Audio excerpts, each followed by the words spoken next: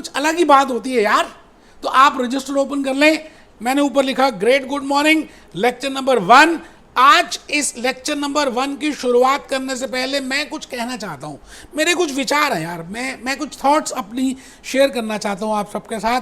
तो मैंने लिखा मेरे विचार। कहते हैं जी लाइफ में हम चाहते तो बहुत कुछ हैं कि मैं ये कर लूँ, हमारी विश लिस्ट तो बड़ी लंबी सी होती है, बट उस विश लिस्ट को पाने के लिए जो एक्शंस करने पड़ते हैं वो हम कम करते ही नहीं है।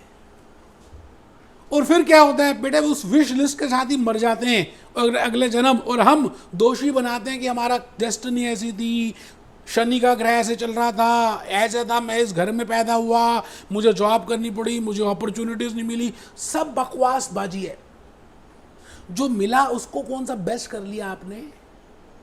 आप बस रीजंस ही देते हुए आए इस दुनिया में और रीजंस ही देते हुए चले जाना। मेरे आज का ये विचार है बेटे, आपको एक्शंस करनी है बस, irrespective of the family in which you are brought in, irrespective of the school, irrespective of the college, सभी बेटे हर किसी को कुछ ना कुछ अलग अलग तरह की पॉइंट्स होंगे, प्रॉब्लम्स होंगी, इश्यूज होंगे। इस दुनिया में कोई है ही नहीं ऐसा जिसको इश्यूज नहीं है। तो आपने घबराना नहीं है, आपको बस एक्शंस ज़्यादा लेने हैं। विश लिस्ट बनाना अच्छी बात है, बट उसको पूरा करने के लिए एफर्ट्स करने हैं। ये आज का मेरा विचार है। आज इस लेक्चर में मैंने लिखा my agenda for this lecture. बेटे मैं भूपेश आनंद आज आपके सामने एक बड़ा प्यारा सा इंपॉर्टेंट सा चैप्टर जिसका नाम है वेरिएबल एंड मार्जिनल कॉस्टिंग। अब ऐसा हो सकता है कि ये जो chapter variable and absorption costing जो आप करने जा रहे हैं, वेरिएबल एंड अब्जॉर्प्शन कॉस्टिंग, इसके लिए कुछ प्री रिक्विजिट्स हैं कि आपको मार्जिनल कॉस्टिंग थोड़ी सी पता होनी चाहिए, आपको ओवरहेड्स का चैप्टर पता होना चाहिए, आपको कॉस्ट शीट मालूम होनी चाहिए, आपको इनकम स्टेटमेंट पता होनी चाहिए। बेटे अगर ये सब बातें पता है तो आप डांस करते करते ये पूरा का पूरा important chapter variable and absorption costing तो चुटकियों में कर लेंगे। बट अगर आपको नहीं पता तो टाइम लग सकता है। मैं भूपेश आनंद पूरी कोशिश करूंगा, बस आपकी कोशिश ये होनी चाहिए कि आप रजिस्टर ओपन कर लें, कमर सीधी करके बैठे बैठे, बिल्कुल झुक के बैठ के नहीं पढ़ना। दुश्मन पढ़े आपको झुक के, आपको पढ़ो, आप तो भूपेश आनंद के स्टूडेंट हो यार। इतनी एनर्जी के साथ मैं पढ़ाता हूं, आप एनर्जी के साथ पढ़ोगे? आप लिखो जी, लिखो intro of variable and absorption costing. आज आप इंट्रो लिख रहे हैं, intro of variable and absorption costing, मतलब वेरिएबल कॉस्टिंग और एब्जॉर्प्शन कॉस्टिंग की बातें आज हम सीखेंगे। बड़ा मजा आने वाला बेटे। आज मैं इस चैप्टर से पहले, जैसे आप कोई सेंटेंस लिखने से पहले आपको वर्ड्स आने चाहिए, और वर्ड्स लिखने से पहले अल्फाबेट्स आने चाहिए। एप्पल वर्ड कैसे लिखोगे जब तक आपको APLE अल्फाबेट्स नहीं पता होंगे? You can not write down apple. Similarly you can not do this topic unless and until you are aware of some basic concepts. तो आज के इस लेक्चर में मैं लोहा गर्म करूंगा। मैं इस चैप्टर की बातें नहीं करूंगा, लेकिन इस चैप्टर में जो चाहिए उसको थोड़ा सा आज बताऊंगा, प्यार प्यार से समझाऊंगा। और जैसे ही लोहा गर्म हो जाएगा मैं लेक्चर 2 में चोट मारनी शुरू कर दूंगा। और बेटे आज का लेक्चर आपके लिए बड़ा इंपॉर्टेंट है। If you have not done overheads, अगर आपने मेरे ओवरहेड्स के यूट्यूब के वीडियोस नहीं देखे तो आपका आज का लेक्चर करना इंपॉर्टेंट है। अगर आपने कॉस्ट के कंसेप्ट मेरे नहीं सीखे, जो मैंने इंट्रो कॉस्ट कंसेप्ट में कितने सारे लेक्चर्स में बताया था, कॉस्ट का मीनिंग क्या है, डायरेक्ट कॉस्ट क्या है, इनडायरेक्ट कॉस्ट क्या है, फिर वेरिएबल कॉस्ट क्या है, फिक्स कॉस्ट क्या है, पीरियड कॉस्ट क्या है, प्रोडक्ट कॉस्ट क्या है, तो बेटे आज का लेक्चर अगर आप कर लेते हैं ना, तो वो जो सारी बातें आपने छोटी छोटी नहीं की, आज कर लेंगे। वैसे मैंने इन सभी के ऊपर अलग से एक एक कंसेप्ट, एक एक चैप्टर, एक एक लेक्चर प्रिपेयर किया है। बट मुझे लगा कि शायद आप में से बड़े सारे नए बच्चे होंगे, तो मुझे लगा चलो मैं रिवाइज ही करा देता हूँ। मेरी मेहनत है ना यार, मेरे आधे घंटे की मेहनत से अगर आप फर्स्ट अटेम्प्ट में सक्सेस अचीव करते हैं तो मुझसे खुश नसीब इंसान कौन होगा। तो हेडिंग लिखनी है, आप सभी लिख रहे हैं intro of variable and absorption costing. बेटे आज का ये जो चैप्टर है इसका नाम है variable and absorption costing, intro of variable and absorption costing. ये मैंने मटका बना दिया जी, किसका बनाया जी? वेरिएबल एंड एब्जॉर्प्शन कॉस्टिंग का। मैंने ये मटका प्रिपेयर किया और इस मटके में से 4-5 बेसिक कंसेप्ट्स निकाल लिए जो आज के लेक्चर में मैंने बताने हैं, जो मैं आपको वर्ड्स, जो अल्फाबेट्स, फिर वर्ड्स, फिर सेंटेंस और फिर एसे बनाना सिखा दूंगा। तो बेटे कहानी शुरू होगी वर्ड से। तो मैं ए फॉर एप्पल मैंने लिखा, बी फॉर बड़ा एप्पल, सी फॉर छोटा Apple, D for 2 Apple. I will be telling you 3 or 4, 5, 6 very basic concepts, and no doubt you may be aware of those concepts, but still my dear friends, if you revise that, अगर आप वो मेरी बात को सुन लेते हैं तो कहते हैं ना पुरानी जो मिट्टी बड़ी है वो धुल जाती है, और आप बिल्कुल तैयार हो जाएंगे जो लेक्चर नंबर 2 में मैं जो बताऊंगा बेटे उस समय मैं 303 की गोलियां मारनी शुरू करूंगा। कैसे? बड़ी बड़ी चीज़ें हाई फाई बताऊंगा, तो आप उसको कैच तभी कर सकते हो जब आज आपका स्टेमिना होगा। तो स्टेमिना के लिए आप सभी ने मटका प्रिपेयर करना है और मटके से ए, बी, सी और डी निकालना है। बेटे ए है क्या? मैं भूपेश आनंद आपको बेसिक कंसेप्ट ए में ये बताऊंगा that what is how we can classify the cost. I have already told you so many times in the basic intro lectures, but थोड़ा सा आज हल्का सा हम इसके ऊपर देखेंगे। तो बेसिक कंसेप्ट ए में मैं आपको कॉस्ट के बारे में बताऊंगा और बेटे क्लासिफिकेशन ऑफ कॉस्ट की बात करेंगे। वैसे we have classified so many in different ways the cost, but आज जो मैं 2-3 क्लासिफिकेशन लूंगा वही वाली लूंगा which are very relevant for variable, marginal and absorption costing. तो मैं सबसे पहली बात आपको आज के लेक्चर में ये बताऊंगा what I mean bye direct cost, what I mean bye indirect cost. So first classification is on the basis of traceability, the second classification is on the basis of variability. I have already given half an hour for each of these concepts. Variable cost और fix cost की बातें करूंगा, उसके साथ product cost की और period cost की बातें करूंगा, और सबसे पहले डायरेक्ट कॉस्ट और इनडायरेक्ट कॉस्ट की बातें करूंगा। आप सभी मटका प्रिपेयर कर रहे हैं और इस मटके में आप लिख रहे हैं A point, basic concept A, that is classification of cost. फिर आप क्या करेंगे बेटे? बी पॉइंट में बड़ी प्यारी सी, बिकॉज आप में से कुछ बच्चों ने मार्जिनल कॉस्टिंग नहीं किया, तो बेटे मार्जिनल कॉस्टिंग के अलग से लेक्चर्स हैं, बड़े प्यारे से लेक्चर्स मैंने अपलोड किए हुए हैं। सपोज करते हैं आपको मार्जिनल कॉस्टिंग नहीं पता, आप पहले वेरिएबल एंड एब्जॉर्प्शन कॉस्टिंग कर रहे हो, तो बेटे मुझे एक कंसेप्ट बताना पड़ेगा जिसका नाम है कंट्रीब्यूशन। कंट्रीब्यूशन किस बला का नाम है? कंट्रीब्यूशन निकालते कैसे हैं? कंट्रीब्यूशन निकालते क्यों हैं? Why a management accountant is interested in calculating contribution? Why a management accountant wants to take a decision on the basis of contribution? Why for decision maker contribution is the most important criteria? सभी बातों के ऊपर पर्दा हटा दूंगा। आप basic concept number B लिखें आज लेक्चर में जो मैं बताने जा रहा हूँ। बेटे ये 4-5 बेसिक कंसेप्ट ही बताने, फिर हम तैयार हो जाएंगे वेरिएबल एंड एब्जॉर्प्शन कॉस्टिंग के लिए। और तीसरी बात जो बेटे आज के लेक्चर में मैंने बतानी है, हाँ मैं भूपेश आनंद आज, वैसे overheads in case you have already done my overhead lectures, आपने अगर मेरे ओवरहेड्स के लेक्चर्स किए हो तो उसमें मैंने प्रोडक्शन डिपार्टमेंट बताया था, सर्विस डिपार्टमेंट बताया था, एलोकेशन की बातें की थी, अपोर्शनमेंट की बातें की थी, रीअपोर्शनमेंट की बातें की थी, और इतना सब करने के बाद मैंने कहा था you have to now calculate absorption, you have to absorb those overheads, and we have calculated absorption rates, मशीना रेट, लेबरा रेट, बिकॉज मैंने आपको बताया था कि कॉस्ट अकाउंट्स में हम कॉस्ट को पहले ही कैलकुलेट कर लेते हैं उस प्रोडक्ट को बनाने से पहले। तो बेटे आपको पता होना चाहिए what I mean bye absorption of overheads, what I mean bye absorption cost, what I mean bye absorption of period cost, why fix cost is being absorb. बेटे मैं कभी कभी पीरियड कॉस्ट यूज कर दूंगा, कभी कभी फिक्स कॉस्ट यूज कर दूंगा, बात एक ही है।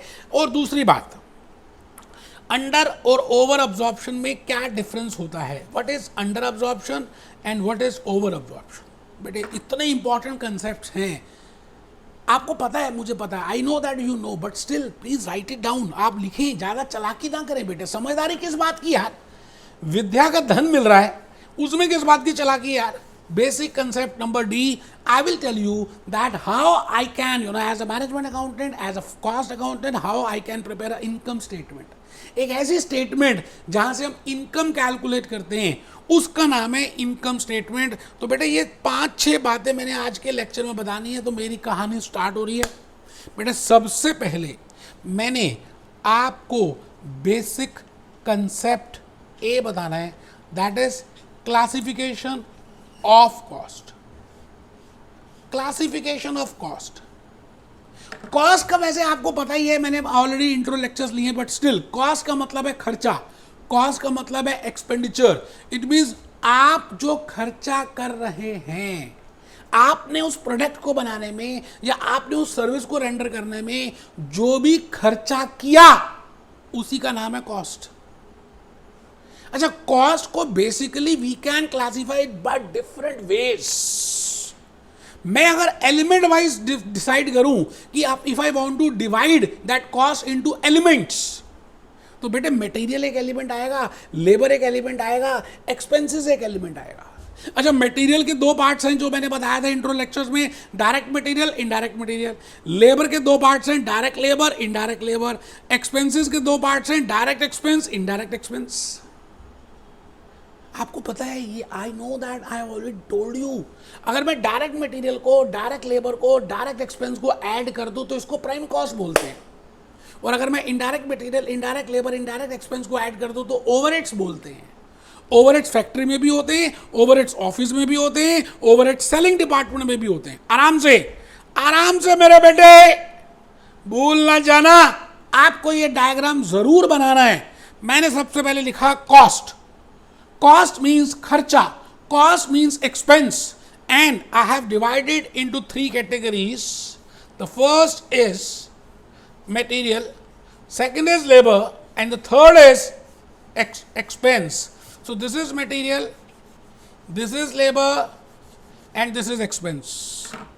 If I see material, I can say material को हम कह सकते हैं कि ये इनडायरेक्ट मटेरियल है, ये डायरेक्ट मटेरियल है। जब मैंने कराया था डायरेक्ट और इनडायरेक्ट के बीच में मटेरियल कॉस्ट के लिए, I have taken the example of Levi's jeans. आज भी मैं वही एग्जांपल लूंगा और उससे आपको समझा दूंगा कि डायरेक्ट मटेरियल क्या होता है और इनडायरेक्ट मटेरियल क्या होता है। ठीक है जी। फिर मैंने लेबर की बात की थी और मैंने कहा था labour again can be of two types, direct labour and indirect labour. And then I taught something about expenses को भी हमने दो पार्ट्स में डिवाइड किया था। बेटे आपको इसी तरह से फोटो बनानी है। आज हम वेरिएबल और एब्जॉर्प्शन कॉस्टिंग के बारे में ऐसे कुछ ज्यादा नहीं करने वाले, लेकिन जो भी चीजें मैं यूज करूंगा ना वहां पर, उसकी आज आपको एक बेसिक फ्रेमवर्क दे रहा हूं। तो पहला फ्रेमवर्क है, पहला concept, what I mean by cost. I said I can classify cost on the basis of element wise and on the basis of direct or indirect. When I add direct material, direct labor, direct expense, तो उसको हम क्या कहते हैं, prime cost. देखो बेटे मैंने लिखा है प्राइम कॉस्ट, आप देखो बेटे मैंने लिखा है प्राइम कॉस्ट, देखो ना बेटे, देखो ना, this is named as prime cost. जब आप डायरेक्ट मटेरियल को, डायरेक्ट लेबर को, डायरेक्ट एक्सपेंसेस को जमा कर दोगे तो इसको हम प्राइम कॉस्ट बोलेंगे। और जब आप इनडायरेक्ट मटेरियल को, इनडायरेक्ट लेबर को और इनडायरेक्ट एक्सपेंस को ऐड कर दोगे तो इसको क्या बोलते हैं बेटे, overheads. And overheads are in factory, in office and in selling.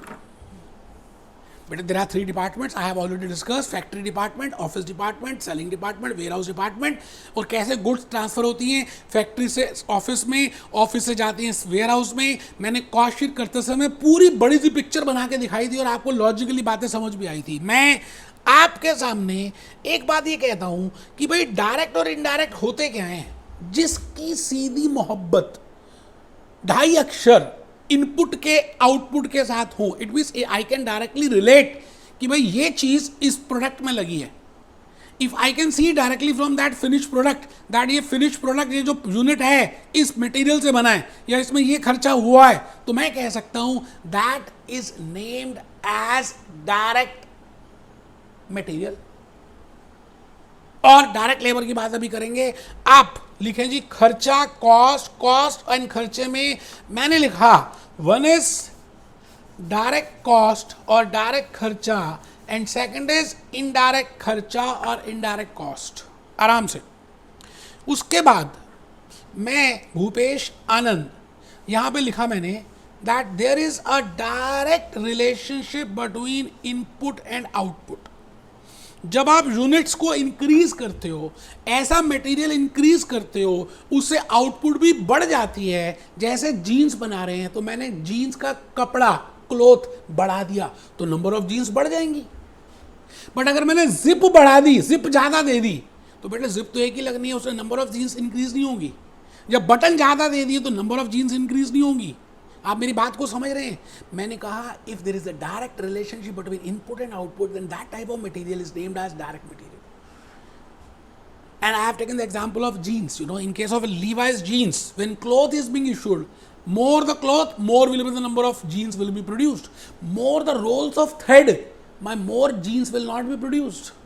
More the zip or more the button, my number of jeans will not increase. It means there has to be a direct relationship between input and output.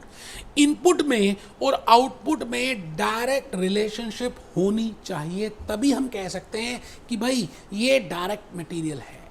ठीक है sir? और अगर direct relationship नहीं है किस किस के बीच में, भाई जो आप चीज़ डाल रहे हैं, जैसे आप लेबर की बात करें, आप डायरेक्टली यूनिट्स को प्रोड्यूस कर रहे हैं तो डायरेक्ट लेबर है. बट अगर आप सुपरवाइजर हैं, आप डायरेक्टली प्रोडक्शन में इन्वॉल्व नहीं है, बट जो लोग प्रोडक्शन कर रहे हैं आप उनकी सुपरविजन कर रहे हो, आप सुपरवाइजर हो, तो आपका डायरेक्ट रिलेशनशिप उस फिनिश आउटपुट से नहीं है. इसलिए हम ये कहेंगे कि आप इनडायरेक्ट हो. ये बात बहुत ज़्यादा डिटेल में मैंने बताई थी. और बेटे याद है 3 कंडीशंस बताई थी आपको कि अगर ये 3 कंडीशंस पूरी हो जाते हैं, मटेरियल के केस में अगर आपने ध्यान रख लिया तो same we will be using for labour and expenses. If the 3 conditions are being satisfied, अगर ये 3 कंडीशंस पूरी हो जाती हैं, if 3 conditions are being satisfied for direct material के लिए अगर ये 3 कंडीशंस पूरी हो जाती हैं तो मैं कहूंगा this type of material is named as direct material. Condition number 1, that should be directly traceable. अगर आपका वो मटेरियल फिनिश आउटपुट से डायरेक्टली ट्रेसेबल है, जैसे आपने क्लॉथ दिया जीन्स को बनाने के लिए तो cloth can be traceable, zip दी, zip can be traceable, button दिया, button can be traceable, thread दी, थ्रेड इज ऑल्सो ट्रेसेबल. तो पहली कंडीशन है तीनों, बेटे मैंने कहा तीनों. दूसरी condition, it becomes integral part of the finish goods. वो जो आपने सामान दिया, वो जो मटेरियल दिया, वो मेन पार्ट है, वाइटल पार्ट है, इंटीग्रल पार्ट है of that finish goods.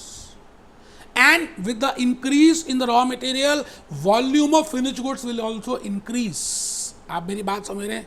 Increase in the raw material, volume of material will, finish goods will also increase. तो मैं बेटे ये कहता हूं कि आप उन कंडीशंस को हम बोलेंगे if all these 3 conditions are being fulfilled, I will say it is a direct material. लिखना है लिख लें बेटे. वैसे तो मैंने डायरेक्ट मटेरियल, इनडायरेक्ट मटेरियल में ये तीनों कंडीशन वहाँ पे बताई थी. जैसे मैंने कहा जी जीन्स के केस में क्लॉथ मैंने इशू किया तो क्लॉथ डायरेक्टली ट्रेसेबल है, it is a integral part and it increases the output. तो मैंने कंडीशन नंबर 1, 2, 3 तीनों फुलफिल कर दी. थ्रेड, अगर आप थ्रेड को देखें तो इट इज़ नॉट, पहली कंडीशन है it is not directly traceable. कई बार ऐसा थ्रेड भी होता है जो ट्रेसेबल नहीं है. It is not integral part and does not increase. ऐसा थोड़ी कि आप थ्रेड को ज़्यादा दे देंगे तो ज़्यादा नंबर ऑफ जीन्स बन जाएंगी. नहीं बेटे. तो thread is not a direct material, thread is indirect material. Zip is it is the integral part. But by number of increase in zips अगर आप इशू कर दें तो my finish product will increase. ऐसा नहीं है. It means zip is also a indirect material, button is also a indirect material. I think आप थोड़ा सा मोटा मोटी समझ चुके हैं जो मैंने कहा जी आपको करना है वेरिएबल एंड एब्जॉर्प्शन कॉस्टिंग. एक बच्चे ने भी क्लास ज्वाइन की, उसने कहा पता नहीं ये शायद दोबारा से क्या करा रहा मास्टर. बेटे मैं वेरिएबल एंड एब्जॉर्प्शन कॉस्टिंग ही करा रहा हूँ. मैं लोहे को गर्म कर रहा हूँ. मैं अभी आपको वो बातें बता रहा हूँ जो आपको ज़रूरी है लेक्चर नंबर 2 में. अदरवाइज आप लेक्चर नंबर 2 बिल्कुल बंद कर दोगे. तो बेटे लेक्चर नंबर 1 में मैं आपको इस समय बेसिक कंसेप्ट ए बता रहा हूँ, that is classification of cost. ठीक है जी. अच्छा, मैंने एक एग्जाम्पल और लिखा है वुडन टेबल. टेबल, लकड़ी वाला टेबल, अगर हम लकड़ी इंक्रीज कर दें तो नंबर ऑफ टेबल्स बढ़ जाएंगे। अच्छा, फेविकॉल इंक्रीज करें तो क्या नंबर ऑफ टेबल्स बढ़ जाएंगे, क्योंकि फेविकॉल भी लगा है? नहीं, तो Fevicol is indirect material, wood is direct material. And nails मतलब उसमें जो कील लगती हैं बेटे, all the 3 conditions have to be fulfilled. तीनों कंडीशंस अगर पूरी होंगी तभी आप कह सकते हैं that it is direct material. ठीक है सर, बहुत बढ़िया। इनडायरेक्ट लेबर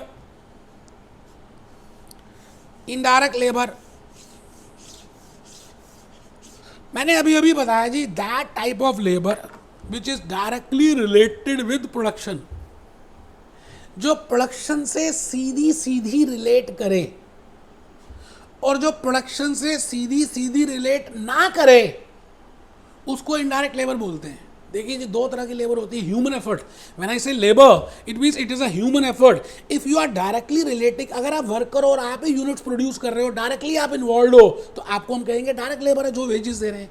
बट आप डायरेक्टली प्रोडक्शन में इन्वॉल्व नहीं हो, आप सुपरवाइजर हो, आप मशीन को क्लीन करने के लिए हो, आप डायरेक्टली प्रोडक्शन नहीं कर रहे, then I will say that is named as indirect labour. आप मेरी बात समझ रहे हैं? अच्छा, उसके बाद मैंने आपको बताया था expenses again can be of direct and indirect nature. अच्छा, डायरेक्ट एक्सपेंसेस क्या होते हैं? ऐसे एक्सपेंसेस जो आप डायरेक्टली एक यूनिट के साथ असाइन कर सकते हो, आप आइडेंटिफाई कर सकते हो। जैसे रॉयल्टी, मैंने एग्जांपल दिया था एट दैट टाइम कि रेनॉल्ड पेन है और आप रॉयल्टी पे कर रहे हैं, तो बेटे royalty payment is a direct expense. But ज्यादातर हमने देखा है expenses are indirect in nature. जैसे आप रेंट पे कर रहे हैं, इलेक्ट्रिसिटी बिल पे कर रहे हैं, है ना, ऑल दीज आर इनडायरेक्ट। तो इनडायरेक्ट मटेरियल, इनडायरेक्ट लेबर को ऐड कर दें और एक्सपेंसेस को ऐड कर दें तो बेटे ओवरहेड्स बनते हैं। ओवरहेड्स का मतलब है जो हेड के ऊपर से निकल जाए। अच्छा, overhead can be again in the factory department, in the office department and in the selling department. So factory department में जो ओवरहेड्स होते हैं they are variable in nature and fixed in nature. अच्छा, ऑफिस डिपार्टमेंट में जो overheads होते हैं they are variable in nature, they are fixed in nature. अच्छा, सेलिंग ओवरहेड, सेलिंग डिपार्टमेंट में जो ओवरहेड्स होते हैं they are variable in nature and they are fixed in nature. अभी मैं बताऊंगा what is the meaning of variable and fixed. इसी concept में आपको मैंने एक बात और बतानी है कि वेरिएबल और फिक्स क्या होता है। बट अभी एक खाली, क्योंकि अभी हम लिख रहे हैं, चार्ट बना रहे हैं, तो बेटे आप अगर बना लेंगे तो आगे आपकी मर्जी है भाई साहब, नहीं बनाएंगे तो अपना नुकसान है। मेरा तो कुछ नहीं भाई साहब, मैंने तो जो करना था कर लिया। करना अब आपने, मेहनत आपने करनी है भाई साहब। मैंने कहा ओवरहेड्स का मतलब है indirect material, indirect labour, indirect expense, इन तीनों को ऐड कर दें तो इसको बोलते हैं ओवरहेड्स। ओवरहेड्स की 3 ब्रांचेस होती हैं। एक फैक्ट्री ओवरहेड्स, दूसरी ऑफिस ओवरहेड्स, और तीसरी सेलिंग एंड मार्केटिंग ओवरहेड्स। आराम से बेटे there are 3 types of overheads because there are 3 departments. So any indirect material, any indirect labor, जैसे फैक्ट्री का रेंट है तो फैक्ट्री ओवरहेड हो गया, ऑफिस का रेंट है तो ऑफिस ओवरहेड हो गया, वेयर हाउस का रेंट है तो सेलिंग एंड डिस्ट्रीब्यूशन ओवरहेड हो गया। आई थिंक आप बात समझ रहे हैं। Now those overheads have 2 natures. अभी बताना है, वैसे मैंने बेसिक कंसेप्ट में बताया हुआ है भाई, variable in nature, fixed in nature, variable in nature, fixed in nature, variable in nature, fixed in nature. बेटे इस चैप्टर में, चैप्टर का नाम क्या है? Variable and absorption costing. तो आप समझ रहे हैं, मैं धीरे धीरे आपको उसी पॉइंट पे लेकर आ रहा हूं। जाना कुतुब मीनार है, मैं धीरे धीरे घुमाता कुतुब मीनार के बीच में बातें करनी शुरू कर दूंगा। Because I have to tell you that what I mean by variable costing. और उसके लिए आपको वेरिएबल कॉस्ट का पता होना जरूरी है, आपको फिक्स कॉस्ट का पता होना जरूरी है, और वेरिएबल कॉस्ट का मतलब है प्रोडक्ट कॉस्ट का पता होना जरूरी है, और फिक्स का मतलब है पीरियड कॉस्ट का पता होना जरूरी है। आप मेरी बात को समझ रहे हैं? तो आप सभी पहले ऊपर लिखेंगे ओवरहेड्स। ओवरहेड्स की 3 branch, factory, office, selling. Factory की 2, ऑफिस की 2, मार्केटिंग की 2। अब वैसे आपको मैंने बताना है वेरिएबल और फैक्ट्री फिक्स होते क्या है, बट वेरिएबल का एग्जांपल मैंने लिखा है factory electricity bill and factory rent. Factory rent is fixed, factory electricity bill is variable, and both are overheads. इसी तरह से ऑफिस का रेंट फिक्स्ड, बट ऑफिस में एक मैनेजर बैठा है और उस मैनेजर को हम कमीशन देते हैं on the basis of number of unit sold, तो बेटा that is variable office overheads. Similarly, we can have, management salary, that is fixed office overheads. Similarly, we can have salesman salary, that is fixed selling overheads. And similarly, we can have delivery van expenses, that is variable selling overheads.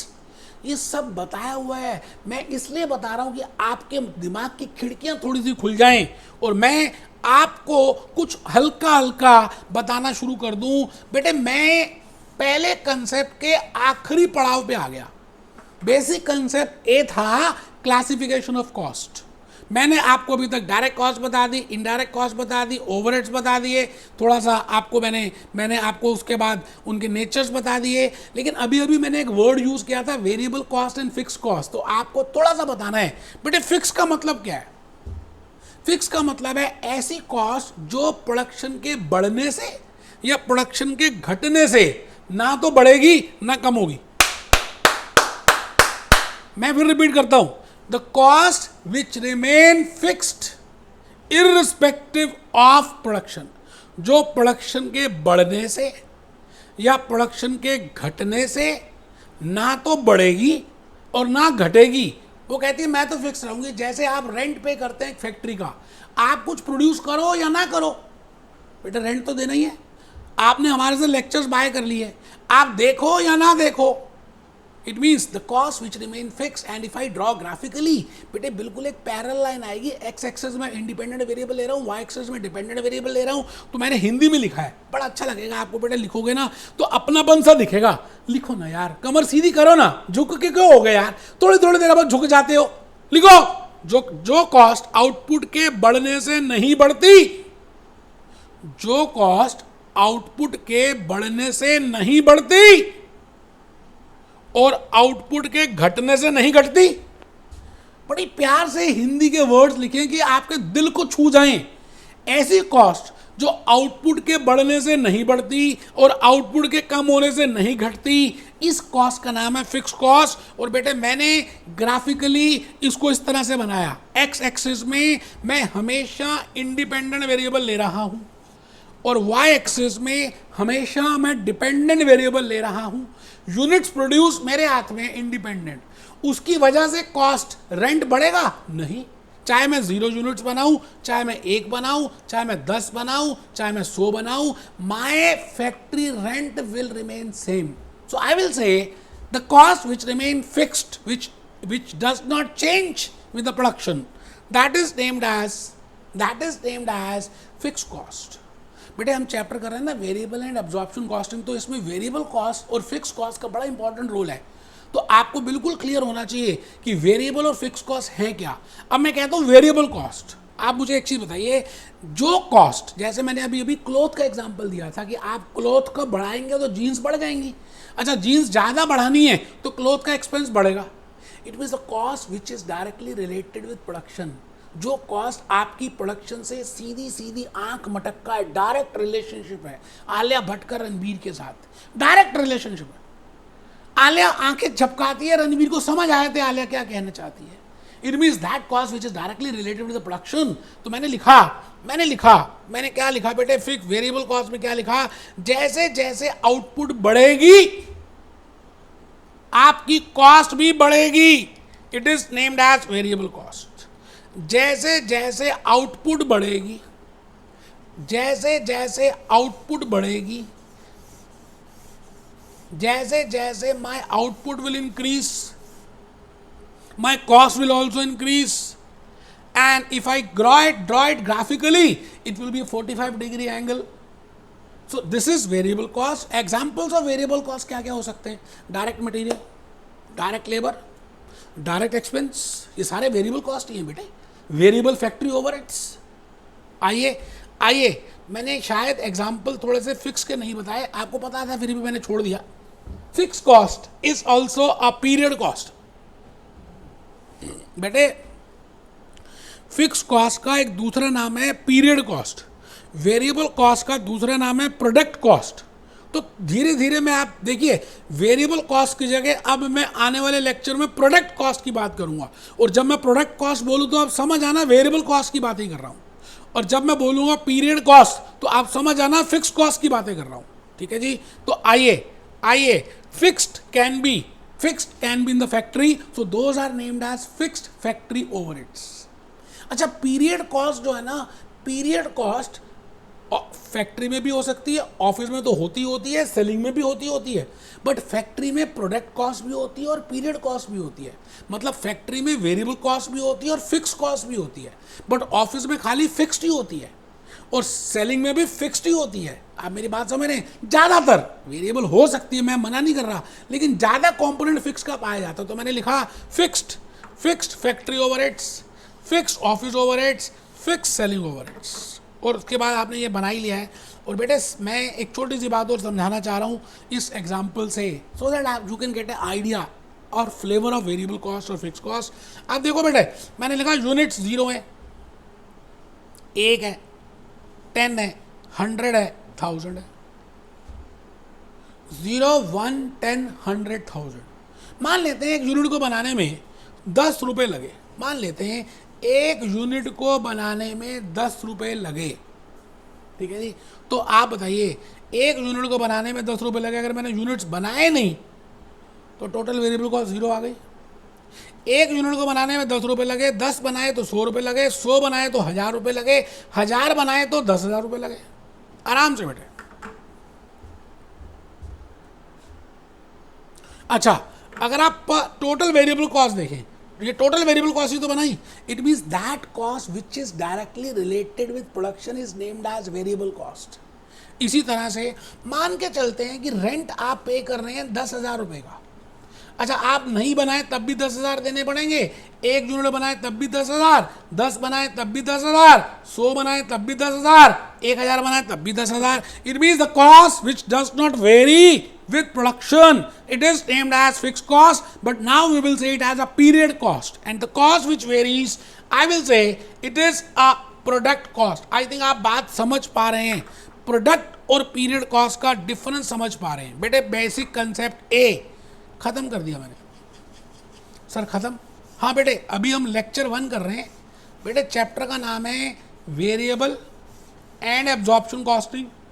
अब वो chapter थोड़ा सा हटके है, तो आपको मैं पहले तैयार कर रहा हूँ। जैसे आप कहीं शादी में जाते हैं तो बेटे ऐसे थोड़ी नॉर्मल कपड़े पहन के चले जाते हो, पहले तैयार होते हो, हाथ मुंह धोते हो, उसके बाद आप हल्की सी क्रीम लगाते हो, थोड़े से कपड़े भी अच्छे पहनते हो, थोड़ा परफ्यूम लगाते हो, तभी तो जाते हो। इसीलिए मैं वेरिएबल अब्जॉर्प्शन कॉस्टिंग करने से पहले आपको पहले सजा रहा हूँ, संवार रहा हूँ, फेयर एंड हैंडसम लगा रहा हूँ, फेयर एंड लवली लगा रहा हूँ, थोड़े अंडर आर्म्स में परफ्यूम लगा रहा हूँ कि आप वहाँ पर जाकर महकें, गुलाब जैसे महकें और दुनिया आपको देखे। तो बेटे उसके लिए थोड़ी मेहनत कर रहे हैं। तो मैंने बेसिक कंसेप्ट ए में बड़ी प्यारी प्यारी सी बातें बताई है। आप इस लेक्चर को दोबारा से रिवाइड करके देखें। मैं आ गया जी बेसिक कंसेप्ट नंबर बी। एक ऐसा कंसेप्ट जिस कंसेप्ट के ऊपर पूरी मार्जिनल कॉस्टिंग डिपेंडेंट है।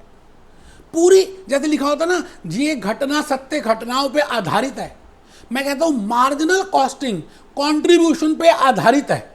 अगर मार्जिनल कॉस्टिंग के अगर नाम चेंज करना हो तो मैं तो कंट्रीब्यूशन भी रख सकता हूं उस चैप्टर का नाम। बेटा इतना इंपॉर्टेंट है contribution, and I will be using in lecture number 2 the concept of contribution in variable costing. So you should know what I mean by basic logic of contribution. अच्छा, अभी मैंने आपको बता दिया कि वेरिएबल कॉस्ट भी होती है और फिक्स कॉस्ट भी होती है। अच्छा, वेरिएबल कॉस्ट का नाम मतलब हम प्रोडक्ट कॉस्ट बोल देंगे, और फिक्स कॉस्ट को हम क्या बोलेंगे? Period cost. पीरियड कॉस्ट का मतलब है जो साल के आखिरी में हम डेबिट करते हैं। प्रोडक्ट कॉस्ट का मतलब है जो हम जैसे जैसे इनकर करते जाते हैं वैसे वैसे हम डेबिट करते जाते हैं। I debit the cost at the same interval that is named as product cost. For example, material cost, labor, expenses, variable fixed overheads, variable office overheads. बेटे मैं ये कहना चाहता हूँ कि जो कॉस्ट आप उसी समय इनकर करते हो उसको प्रोडक्ट कॉस्ट बोलते हैं, और जो पीरियड के बाद करते हो उसको पीरियड कॉस्ट बोलते हैं। ठीक है जी। तो आप एक बड़ी हेडिंग अच्छी सी लिख दो बेटे, बड़ा प्यारा सा मैं कंसेप्ट समझाने जा रहा हूं जिसका नाम है कॉन्ट्रीब्यूशन। आता है तब भी लिखो, नहीं आता तो लिखना ही चाहिए बेटे, आता है तब भी लिखो और नहीं आता तो लिखना ही चाहिए। मैंने कहा the concept is very important in marginal costing और वेरिएबल कॉस्टिंग। मैंने लिखा जी वेरिएबल कॉस्टिंग और marginal costing logic is dependent upon, पूरे चैप्टर का logic is dependent upon contribution. पूरे के पूरे चैप्टर का लॉजिक कंट्रीब्यूशन पर डिपेंड करता है बेटे। तो मैं आज आपको उसी कंसेप्ट से रूबरू करा रहा हूं, आपकी जान पहचान बढ़ा रहा हूं कि भाई कंट्रीब्यूशन कंसेप्ट है क्या। तो बी पॉइंट लिख रहे हैं जी, बी पॉइंट लिख रहे हैं, बी लिख रहे हैं, बी लिख रहे हैं, आप सब लिख रहे हैं, मेरे साथ साथ लिख रहे हैं। आप सब समझदार हैं, आप बेवकूफ नहीं हैं, आप कमर सीधी करके बैठे हैं और आप लिख रहे हैं कि जो सेल्स वैल्यू है, आप किसी भी प्रोडक्ट को बेचते हैं, मैं तो कहता हूं ये पेन को बेचते हैं, इस पेन को हम 100 रुपये में बेचते हैं, तो जो सेल्स वैल्यू है उसमें से मैं टोटल कॉस्ट कम कर दूं तो प्रॉफिट आता है। बच्चे को पता है बेटा, 3rd क्लास 4th क्लास का मालूम है बच्चे को कि अगर मैं टोटल सेल्स में से टोटल कॉस्ट कम कर दूं तो प्रॉफिट का नाम आएगा।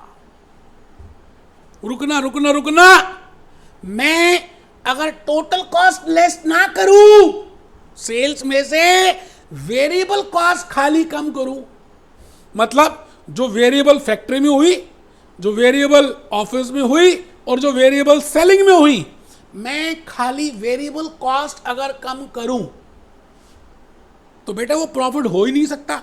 वो जो वैल्यू आएगी, if I just deduct variable cost from sales, उस वैल्यू को कुछ नाम तो होगा। अभी वो प्रॉफिट नहीं है, क्यों? क्योंकि उस वैल्यू में से अभी हमने बाकी कॉस्ट भी रिकवर करनी है। बाकी कौन सी? फिक्स्ड। बाकी कौन सी? पीरियड और फिक्स कॉस्ट अभी रिकवर होनी है। इसका मतलब ऐसी सेल्स की वैल्यू जिसमें से अभी फिक्स कॉस्ट रिकवर होना बाकी है, उसको बोलते हैं कंट्रीब्यूशन। मैं लिख रहा हूं जी, सेल्स वैल्यू में से वेरिएबल कॉस्ट की वैल्यू जब हम डिडक्ट सेल्स वैल्यू में से जब हम वेरिएबल कॉस्ट की वैल्यू डिडक्ट कर देते हैं, खाली वेरिएबल कॉस्ट की वैल्यू लेस कर देते हैं सेल्स में से, देन उस फिगर को हम प्रॉफिट तो कह ही नहीं सकते। Then the balancing figure is named as contribution. I repeat, when I deduct only variable cost, whether variable is in factory, whether variable is in office, whether variable is in selling, कोई भी हमने कहा अगर हम खाली variable cost less कर दें, कहां से? सेल्स में से, तो जो बच जाएगा उसका नाम प्रॉफिट तो हो ही नहीं सकता, क्योंकि मैंने अभी सारी कॉस्ट तो लेस की नहीं, क्योंकि अभी मुझे और भी कॉस्ट रिकवर करनी है। तो उसका एक नाम डाल दिया हम सब ने, क्या? कंट्रीब्यूशन। तो लिखें बेटे, the balancing figure is named as contribution. For example, समझाने के लिए, बेटे मार्जिनल कॉस्टिंग में मैंने डिटेल में बताया है। अभी क्योंकि मुझे वेरिएबल अब्जॉर्प्शन में यूज करना है कंट्रीब्यूशन का कंसेप्ट, तो हल्की से ट्रेलर दे रहा हूं। मान लेते हैं सेलिंग प्राइस 100 रुपए का है, variable cost per unit 80 rupees की है और फिक्स कॉस्ट पीरियड कॉस्ट 10,000 है। तो इस केस में अगर मुझे कंट्रीब्यूशन निकालना होगा तो मैं कैसे करूंगा? सेल्स 100 रुपए की है, वेरिएबल कॉस्ट 80 रुपीज का है, कंट्रीब्यूशन 20 रुपए का है। इसका मतलब अभी इसमें से मुझे फिक्स कॉस्ट रिकवर करनी है। वो रिकवर करने के बाद अगर कुछ बचेगा और वो पॉजिटिव आएगा तो उसको प्रॉफिट बोलते हैं, और अगर माइनस आएगा तो उसको लॉस बोलते हैं। आराम से बेटे, if I just deduct variable cost from sales, then the balancing figure is not named as profit, my dear friends.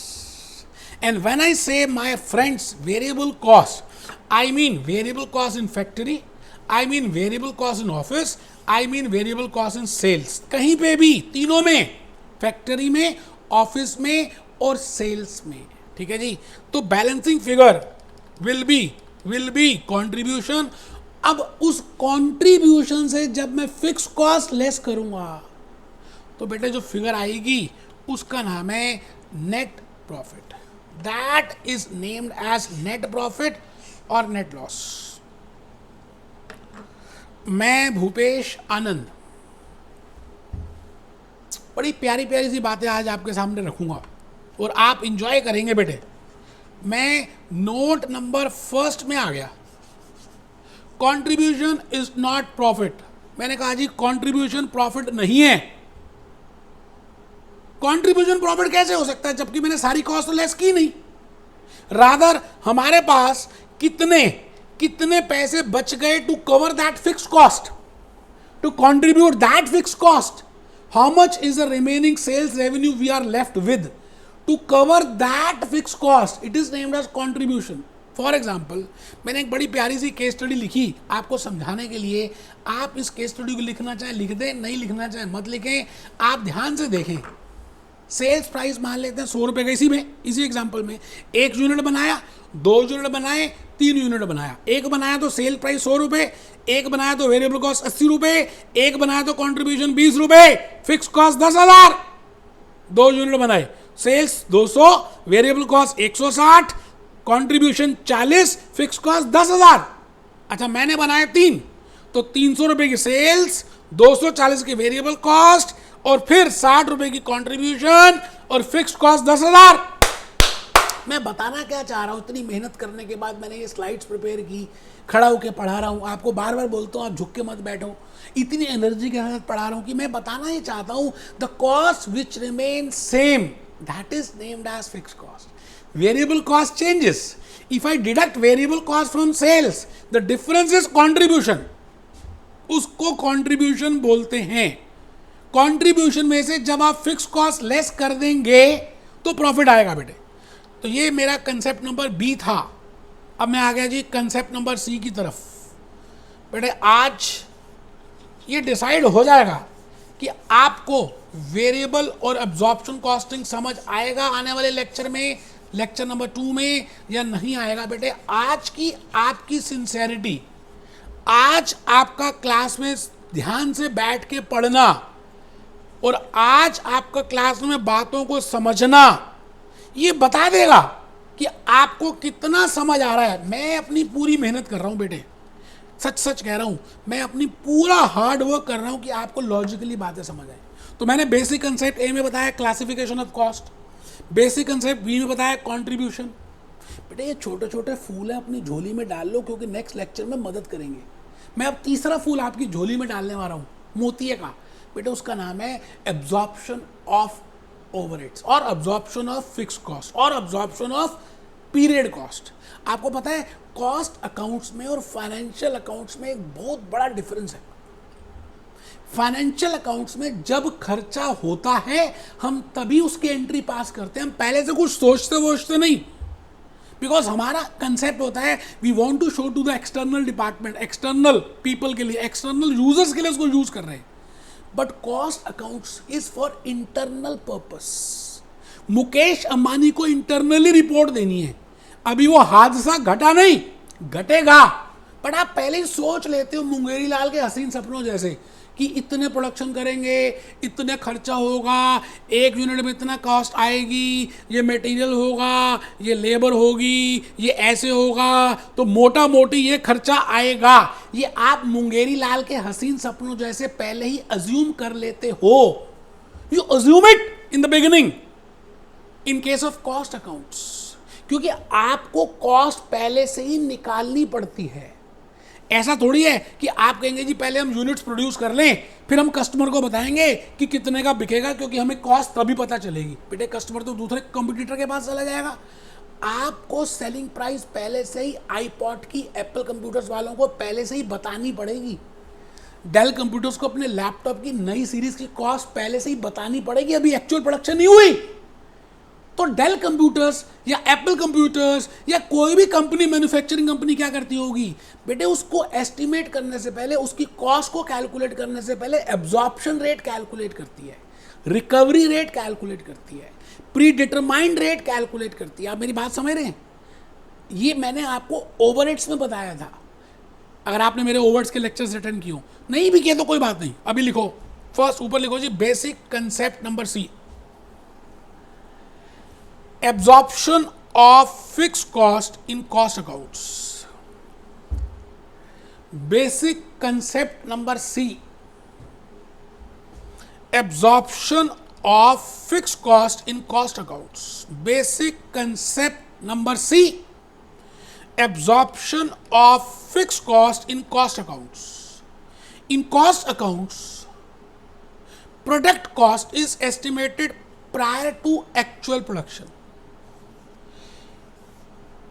In cost accounts, product cost is estimated prior to actual production. बड़ी simple सी बात है जी, बड़ी logically लेके जा रहा हूं। मैंने कहा कॉस्ट अकाउंट्स में हम कॉस्ट को प्रोडक्शन होने से पहले, गांव बसने से पहले लुटेरे आ जाते हैं, ठीक है जी।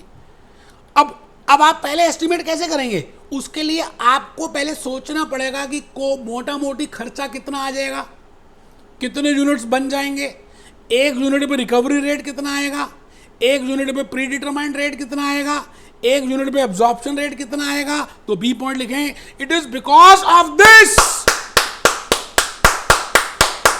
There is importance of, because I have to estimate the cost in the beginning, because I have to tell to my customer in the beginning that this is the selling price, and for determining that selling price I should be aware of the total cost, and when I say total cost I should be aware of how much is the cost which I will be incurring, and there are so many costs which I have not incurred, but those are to be estimated in the beginning, that this will be the cost which I am going to incur, and this will be per unit cost, and this should be added, so this should be the cost। बेटे समझ आई? तो इसलिए absorption rate की महिमा आ गई। महिमा means importance. मैं example के थ्रू आपको बताना चाहूंगा that how with help of absorption rate, recovery rate, pre determined rate, you can calculate the cost per unit in the beginning even.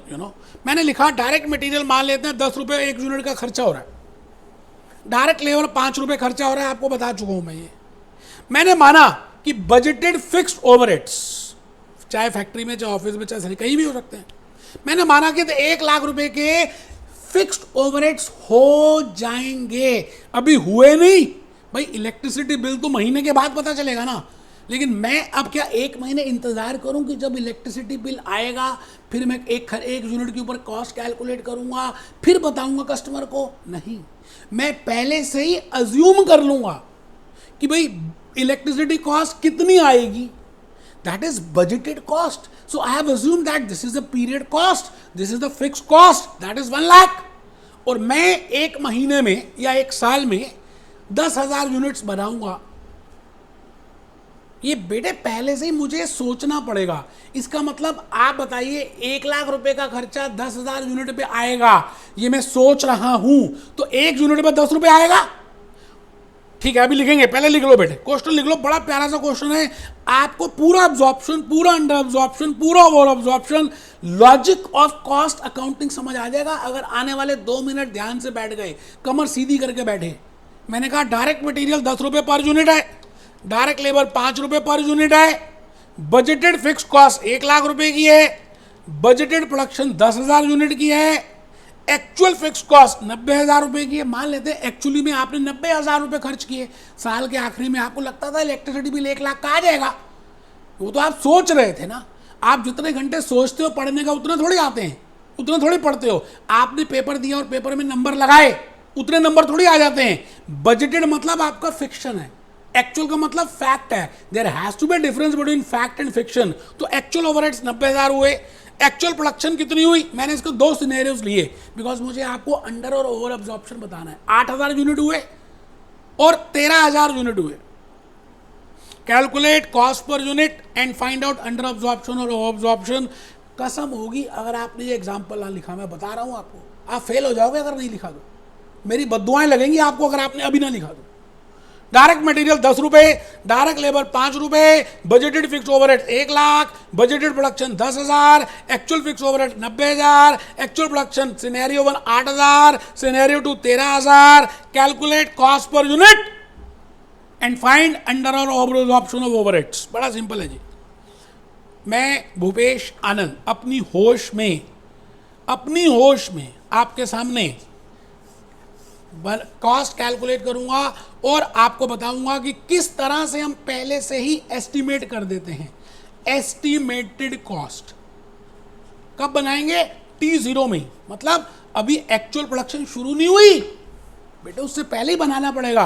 अच्छा, मटेरियल कॉस्ट तो मुझे पता ही 10 रुपए की है। अच्छा, लेबर भी पता 5 रुपए की है। अच्छा, फिक्स ओवरहेड्स नहीं पता, तो मैं क्या करूंगा? फिक्स ओवरहेड्स का एब्जॉर्प्शन रेट निकालूंगा।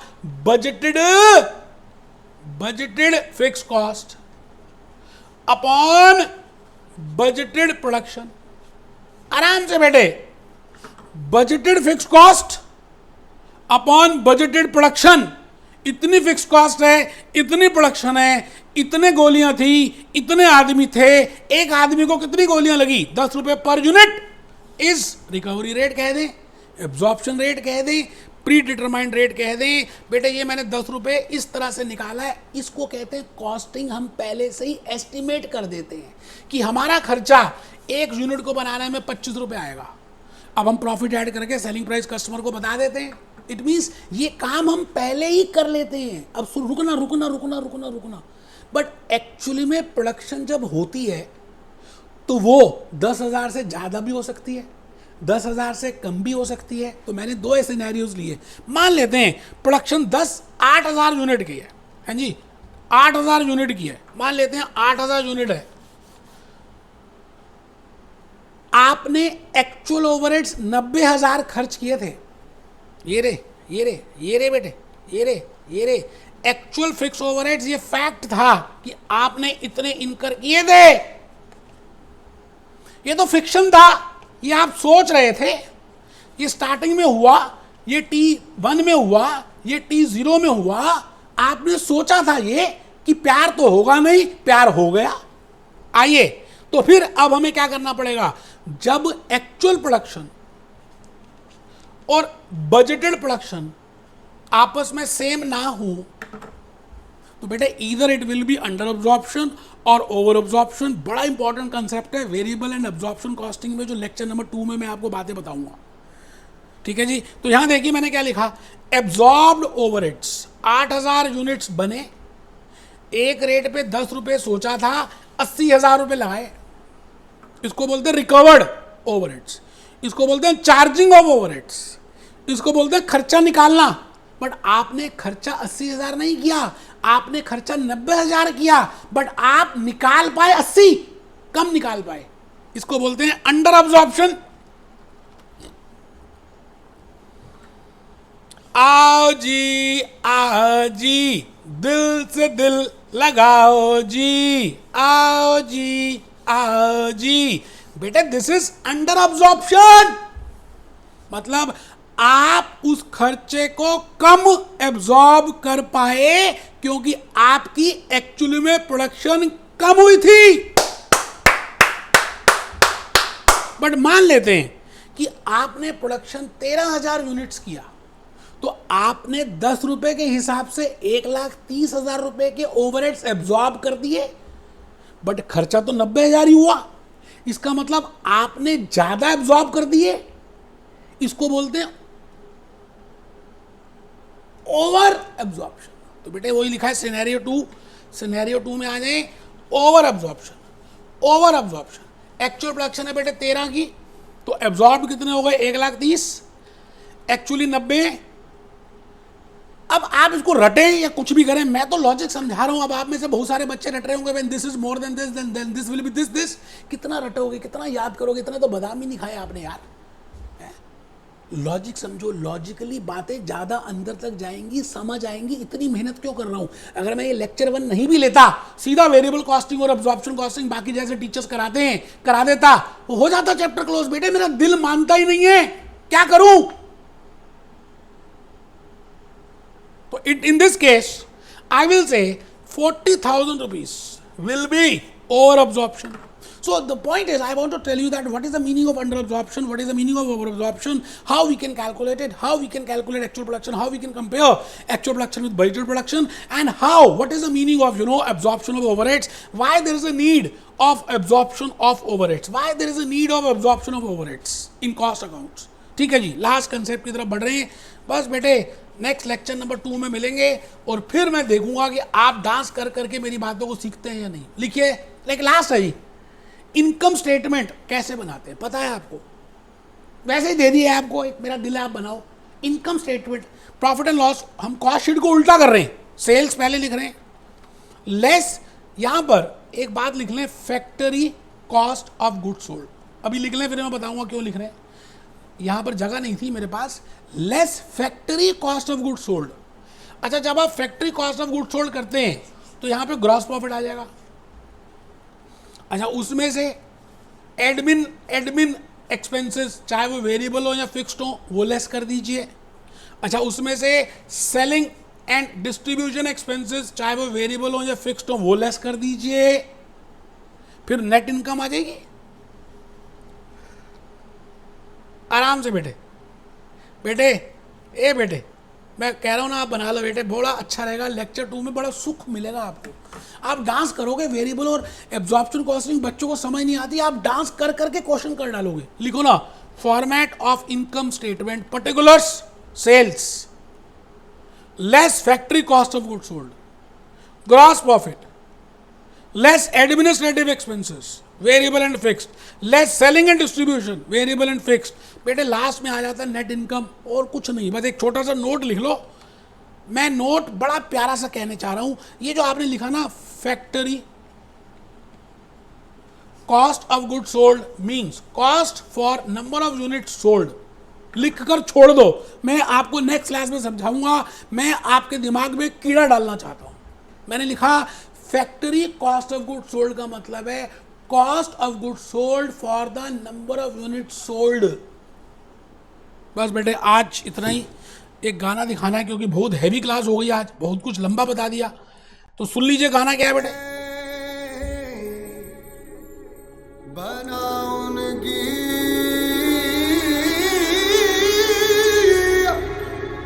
शमशीर कर हर मैदान फतेह, कर हर मैदान फतेह, कर हर मैदान फतेह, हर मैदान फतेह।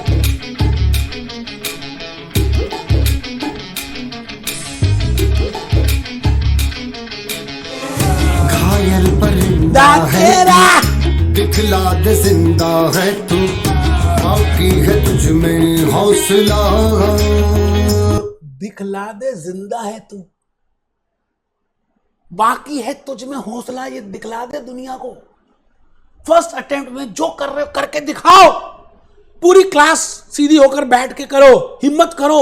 मैं कह रहा हूं मैं फर्स्ट अटेम्प्ट में पास करा दूंगा आपको। और बोलो, लेक्चर 2 में मिल रहे हैं बेटे वेरिएबल एंड एब्जॉर्प्शन कॉस्टिंग का फर्स्ट लेक्चर बोनस है। जिन बच्चों ने मेरे शुरू के लेक्चर्स नहीं देखे, उनको कुछ लॉजिक्स बताने थे, बेसिक कंसेप्ट बताने थे, अल्फाबेट्स बताने थे। अब धीरे धीरे वर्ड्स और सेंटेंसेस नेक्स्ट क्लास में बनाएंगे। Be happy, be jolly, be cheerful.